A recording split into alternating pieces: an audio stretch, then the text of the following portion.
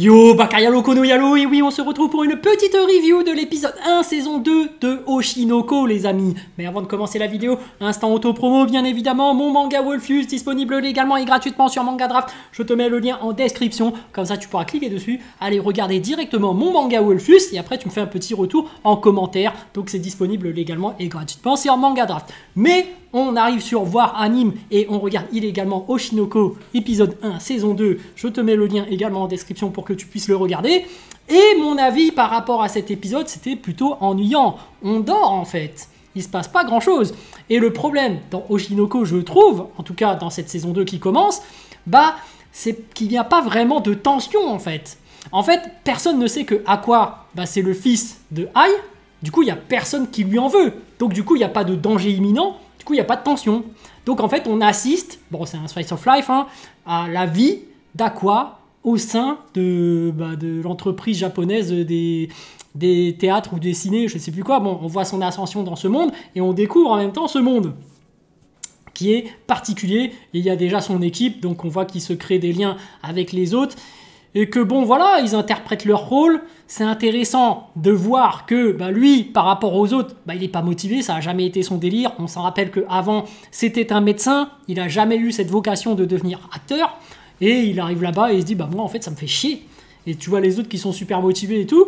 Et j'ai envie de dire, là, en termes de valeur pure par rapport au métier d'acteur, je trouve que c'est décevant. Parce que en fait, c'est un métier qui est très difficile, que beaucoup de gens veulent faire. Et en réalité, si tu n'aimes pas du tout ce métier, je pense que tu devrais direct sortir, te faire éjecter tellement le niveau est haut. Et là, en fait, à quoi il réussit, même sans travailler réellement. Donc c'est un peu décevant, je trouve, le message derrière.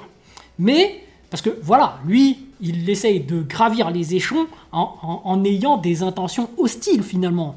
Enfin, tu comprends ce que je veux dire, parce qu'il essaye de retrouver certes le meurtrier de sa mère, mais c'est pas son rôle à lui de le faire en fait. C'est à la police, c'est à la justice de faire ça.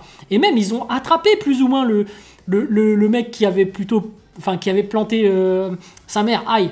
Mais effectivement, après il y avait un complice, donc le complice aussi mérite quelque chose. Mais est-ce que c'est à lui de faire cette démarche d'aller chercher le coupable?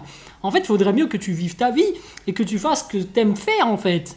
Donc après peut-être qu'au final il va apprécier ce métier et apprécier le fait d'être acteur, mais je trouve que derrière le message il y a un peu, il n'est pas terrible en fait, parce que normalement un métier comme ça nécessite beaucoup de travail, beaucoup d'engagement et surtout beaucoup de passion. Tu fais ça parce que tu aimes ça. Et là, en fait, c'est décevant d'avoir un héros qui n'aime pas ça et qui le fait avec d'autres intentions de retrouver un meurtrier, etc. Bon, après, il faut bien que l'intrigue avance. On recherche le responsable, le complice, le détective. En plus, ça se trouve, c'est ça le problème. C'est que son complice, en fait, peut-être que ce n'est pas un complice.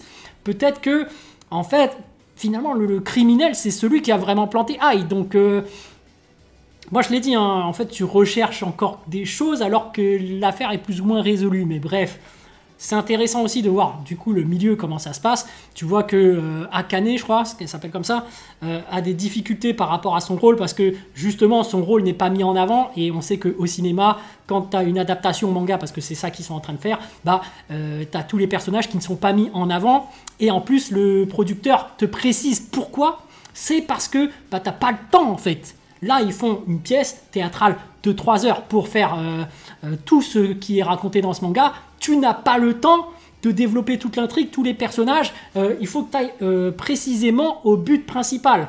Donc, tu vois que Akane, elle est mise à mal. Et tu as une explication claire et précise de pourquoi. Mais on sentait déjà le mal-être en elle par rapport à ça, parce qu'elle avait un mauvais rôle. Et c'était important d'aller voir directement le producteur pour demander une explication. Et il avait raison à quoi en fait pour aller directement demander, parce que si en fait dans ton métier tu as un mal-être, le plus important en réalité c'est d'aller en discuter, parce que les autres ne savent pas forcément ce qui va pas chez toi. Tu vois, donc c'est important d'avoir de la communication et surtout ne pas avoir peur d'aller en discuter, même si derrière parfois tu as des mauvais managers qui sont capables de clairement te lyncher en public, mais au moins tu es sûr du pourquoi, du comment, donc ça va beaucoup mieux. Bref, à la fin, il y a l'autrice qui arrive du manga pour regarder un peu comment ça se passe. C'est un peu comme Eiichiro Oda qui arrive pour le live action de One Piece et qui dit que finalement, non, je ne valide pas, je veux que ça se passe autrement. Donc la meuf se croit pour Eiichiro Oda, et tant mieux parce que c'est son œuvre et elle seule sait comment mieux l'adapter. Mais c'est vrai que les réalisateurs du coup à côté paraissent un peu stupides, mais en réalité, c'est comme le live action de One Piece. Tu sais qu'un mec comme Eiichiro Oda, qui a toute son expérience, qui a réussi à faire un manga énorme, incroyable, qui a réussi à toucher tout le monde, il sait qu'est-ce qui marche, qu'est-ce qui marche pas, et il sait vraiment qu'est-ce qu'il y a les intrigues, surtout que c'est encore en cours. Donc là, ils font une adaptation de manga, ça se trouve, il est encore en cours. Donc elle seule sait comment ça va se passer par la suite. Donc, elle décide de faire comme si. Donc voilà, on verra ce qui va se passer dans l'épisode 2.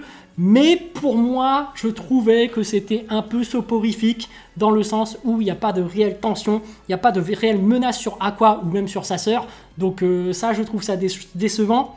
Et en réalité, du coup, comme ça finit pas sur un cliffhanger, parce qu'en général, dans un animé ou même dans le manga, dans fin de chapitre, on finit par un cliffhanger pour que tu aies envie de regarder la suite, bah là, ça me donne pas tellement envie de me précipiter vers le prochain épisode lorsqu'il sortira la semaine prochaine.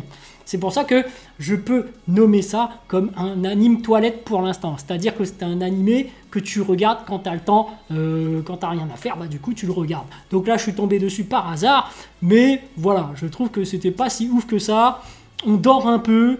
Bon, il y a des choses que je savais déjà, peut-être que c'est ça le problème, parce que je savais que pour une adaptation, on le voit d'ailleurs dans le live action de One Piece, tu peux pas tout mettre, évidemment. Tu sais très bien que One Piece, tous les épisodes qu'il y a, c'est impossible de tout mettre dedans, surtout par rapport au format, par rapport au public, grand public qui n'ont pas le temps de regarder tout ça. Bref, voilà, petite review par rapport à cet épisode 1, j'espère que ça vous a plu. Sur ce, je vous dis donc à plus dans le bus, ou plutôt à plus tard dans le car, ou plutôt à bientôt dans le bateau.